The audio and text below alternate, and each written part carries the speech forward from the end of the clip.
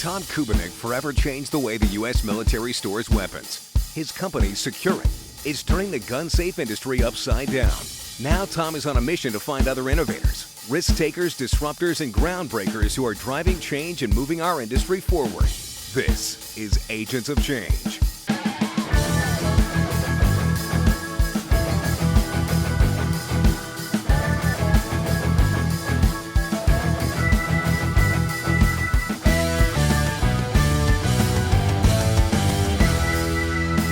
If you're an avid hunter, permanent or portable blinds, both have their advantages and disadvantages.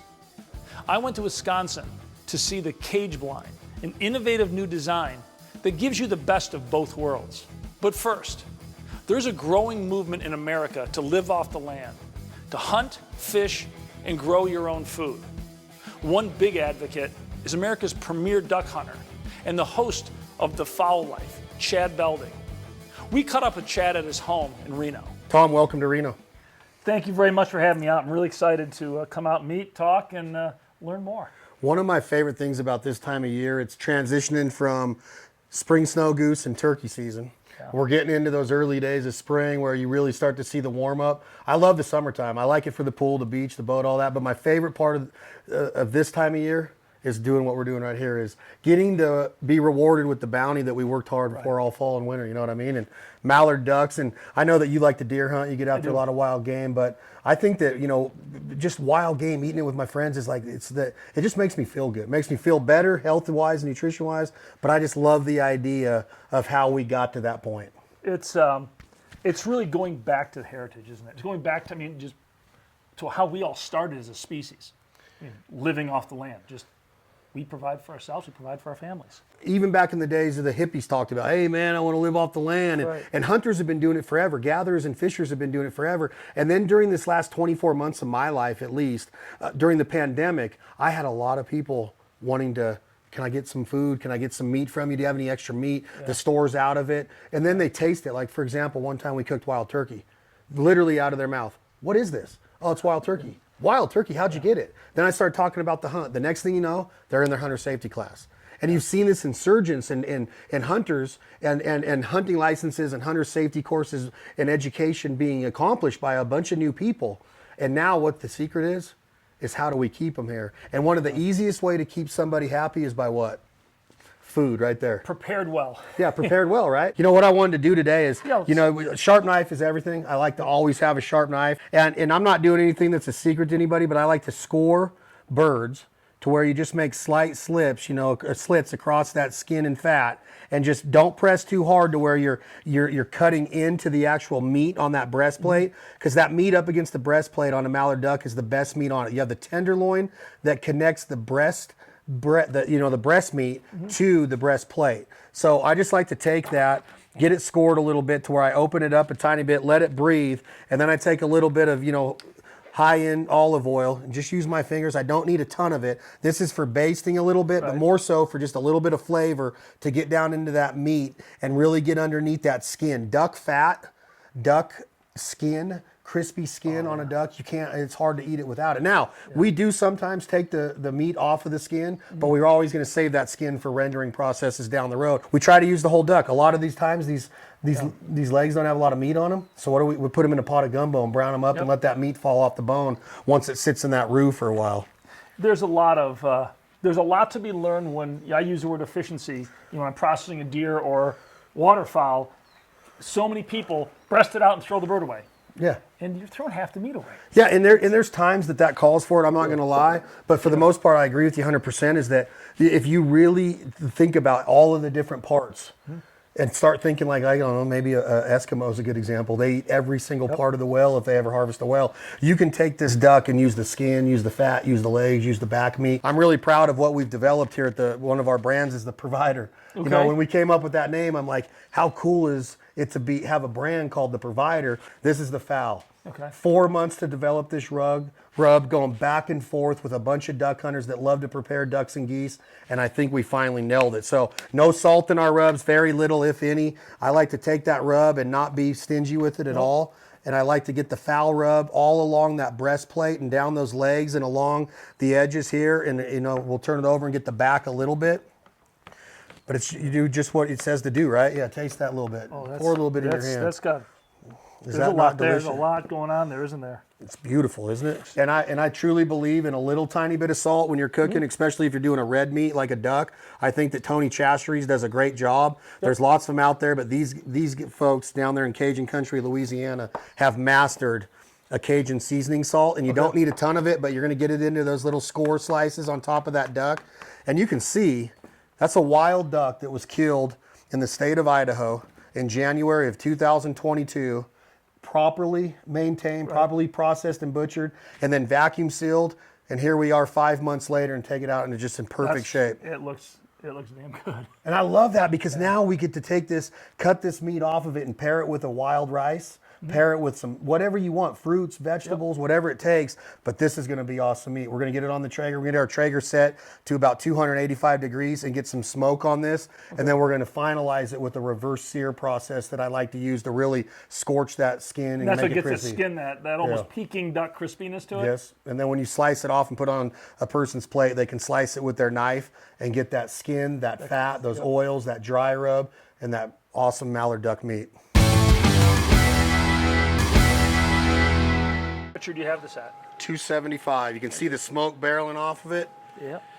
One duck, we'll usually fill every rack with ducks and asparagus, but going one duck, I can't wait for you to try this. Looking forward to it. I see the smoke coming out. All right, you ready to check out this Provider mallard? Look how beautiful that is. Wow. Little pigtail action. Oh, it smells good.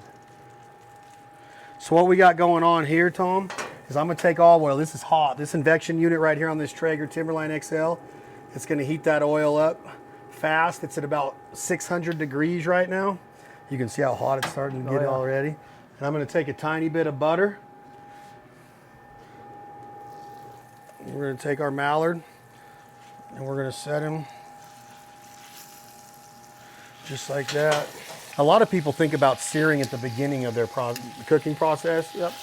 I've been taught that, man, it really cuts out every bit of that breathability of it, and it doesn't allow any of that dry rub or the flavor to penetrate the skin and the fat to get down into the meat. If you sear it off at the beginning, you know. Some people would argue that, but you know, to each their own. All that flavor is getting into those little score marks. So I think that if people really take the time to get introduced to this part of it and get comfortable with the part of eating wild game, they're going to be that much more eager to figure out that skill set on how to get it on their table. Because there's nothing better than eating wild game. I'll tell you that right now. There's no cooler lifestyle than going out and collecting your food, whether you garden, grow your own beef, your own lambs, your own pigs, your own chickens, or being able to go out with a fishing rod and catch a dorado or catch a trout, or hunting. Doesn't that smell awesome? It smells incredible, yeah. Looks awesome. Look at that duck. Look at that, Mr. Tom. That looks really good. I like to let it sit for a few minutes. But I think, like, this is beautiful, right? Like, it's like, how could you look at this and say, hunting is not good? You're going to change people's views. And there's no exact way to do it. No. Okay, there is a right temperature to eat duck at, medium rare, and in my opinion. You don't want it to get more than that, or you're going to ruin the experience, and that's why waterfowl gets a bad rap. You ready to eat this? I am ready to eat this. I was ready an hour ago. Our mallard duck, right up against that breastplate, sharp knife. Don't have to go real fast. Carve it right down against that. It's almost like you're filleting it, isn't it? Yeah. Remember, I don't like to eat my duck anything over like 125 to 133 degrees. Okay. Now, the secret is that crispy skin. Yep. Slice it.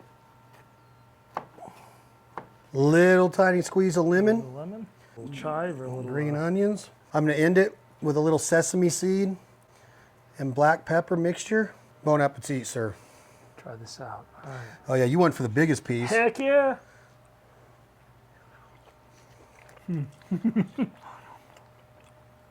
That's good. Like beef. Oh, It tastes like steak. And you can see the color of that meat. I mean, that's 125 to 133 degrees. Look at that. You can see a BB in there. And that's perfect temperature to eat wildfowl at. Yep. People would say, oh, that's too rare for me. But that is a perfect bite of fowl meat right there. The Mixed color with of that the meat crispy is different skin. than beef. That's people got to realize. Hey, try that one. All right. Mallard duck, bon appetit. Yeah, this is so good. Isn't that unbelievable? Mm-hmm.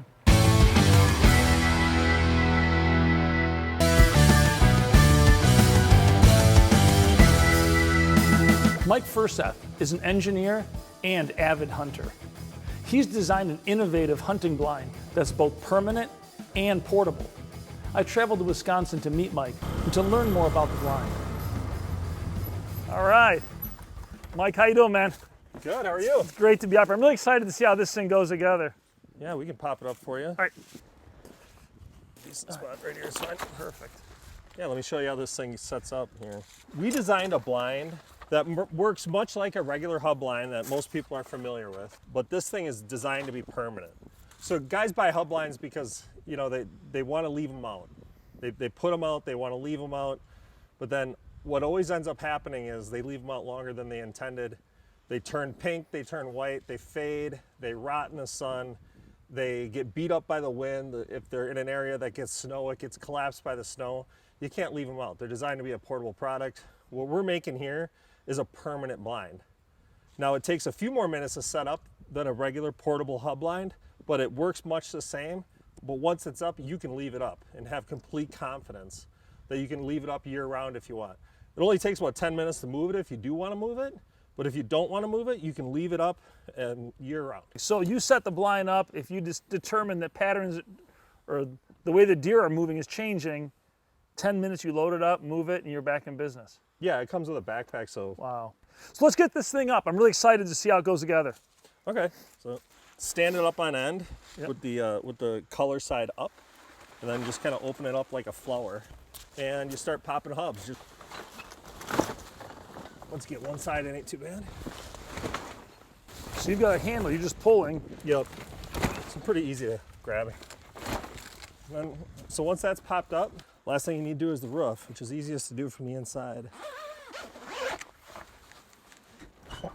Wow, that thing goes up like in 30 seconds. After you got the roof popped up, then you just want to thread this disc down, what we call a locking hub. So you start threading that down, and that locks the roof. The roof can no longer collapse down. And next step is we'll put in these spreader poles. So there's two different kinds of spreader poles. There's horizontal and vertical. We'll start with some horizontal ones. We'll take one of these horizontal spreader poles and pop it in to the corner hubs here.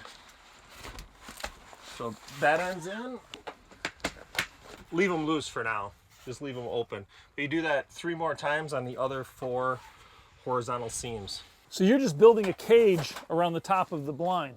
Yep, there's 8 total spreader poles. So Okay. you're just reinforcing all the corners, all the sides. They're so good. One of the last steps here is to put in the 4 vertical poles. There's just a peg. You slide it in there. You slide it into the top. Put a little tension on it and fasten the clamp. Okay, so once you got all the vertical spreader poles in, then you just want to go through and clamp all the horizontal spreader poles. So the very last step after all the spreader poles are clamped is you give this disc one final turn. Usually takes about 1 full turn to get it tight. And after that's done, this is a completely rigid structure, capable of supporting hundreds of pounds on the roof. Wow. Wow, that is amazing.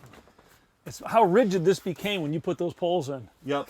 Unlike a portable blind, it's completely rigid. All right, before we go, I've got to try this out.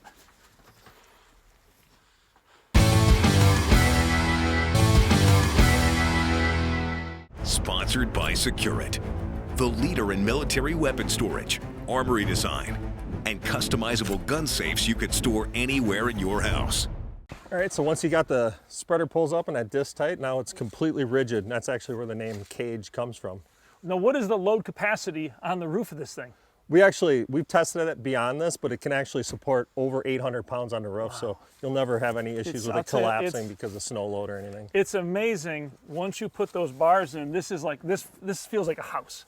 All right, let's get the stakes in. There's 4 stakes like this, and unlike a regular hub blind where you'd be staking through a fabric loop, all the poles come down to this metal hub, and this metal hub has a hole in it. And so when you stake down the metal hub, you're staking the frame right down to the ground. So instead of staking the fabric down to the ground, you're staking the frame down to the ground, and the whole thing is a lot more rigid. Once those 4 feet are staked down, it's not going to go anywhere. This is really wind and waterproof. Yeah, what makes it different is the fabric. So there's a reason why it's not camouflage, is because we actually are solution dyeing this fabric. So instead of it being a color that's just painted on the surface, each fiber is actually solution dyed prior to the weaving. So it's colored throughout, and much like a boat lift canopy or a window awning, this fabric's actually designed to be left out. It actually has 3 different layers. So it has this outside color layer, a black interior layer, and sandwiched in between is the waterproof membrane. So the waterproof membrane doesn't crack or get damaged. You can't scrape it off. And then on top of that, we actually do a separate piece of fabric for the rainfly. And the reason why we do that is so that we can heat seal all the seams. So if you peel this back a little bit, it's pretty tight, but the seams are sealed. So on this whole roof. So the entire roof of this blind is completely waterproof. If you close all the windows and close the door with all the little flaps over the zippers, you won't have any problems with zippers freezing or rain getting in your blind. It's completely waterproof. The magic of this is flexibility. And when I look at modern lifestyles, modern hunting, the way people are doing things in general, is society is becoming more mobile. People are moving more often. This blind gives you the ability really to be just more flexible, more mobile. Yeah, and I think the flexibility comes because there's a lot of portable blinds out there. The flexibility here comes is that you can leave it out. Right. You don't have to bring it in. Right. If you leave it out, it's fine. Yeah, people have to appreciate, just compared to the other blinds I've seen, this thing is a tank. I mean, this is absolutely rigid. I think this is a game changer. It's going to make life a lot easier and a lot more successful hunts, I think.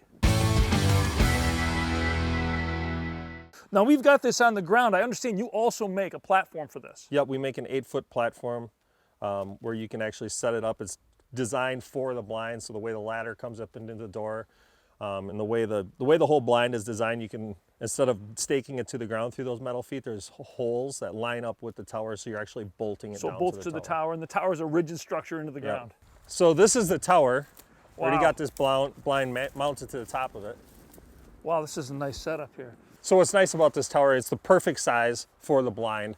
And it's got metal feet on it, so you can bolt the corners right to the tower. And then it's also got these, it works like a curtain rod. So the blind has sleeves in it, much like a curtain rod, and you sleeve these tubes through there, and you got them on all sides. So it actually seals the edge of the blind to the tower itself. So wind won't get it flapping, nothing's gonna move. Right. And then the ladder actually comes into the corner door. So it's easy in and easy out with the entry platform there. One of the first ones we put up, one of the first prototypes, was right next to a big cedar tree, and the guy that bought it sent us a picture of the cedar tree had blown over, but his cage blind was still up. This just makes a lot more sense. Yeah, and guys are putting them right in the center of the woods, right? It's about as easy to move as a ladder stand. So if you can get a ladder stand into a spot, you can probably get this product. Like I said, you just assemble it on its side. It takes just manpower to tip it up, and it's not that big of a deal to get this stand up and out where you want it. Guys, I'm telling you something. This thing is something else. This is where I want to be next fall. So it always takes a little while to get a product like this off the ground, but it's been going good so far, and I think we're gonna be selling quite a few of them within a short period of time. I bet you're right. You know, when we planned the trip up here, I was like, a blind, okay. Then we get up here, and well, hey, I love coming to this part of the country. It's beautiful up here, but this thing is really impressive. Thank you very much for having us up and getting this thing done. Well, thank you. Appreciate it. And now we come to Tac Tips with Gary Melton, former Green Beret, sniper team leader, and one of America's top firearms instructors. Gary, what have you got for us today?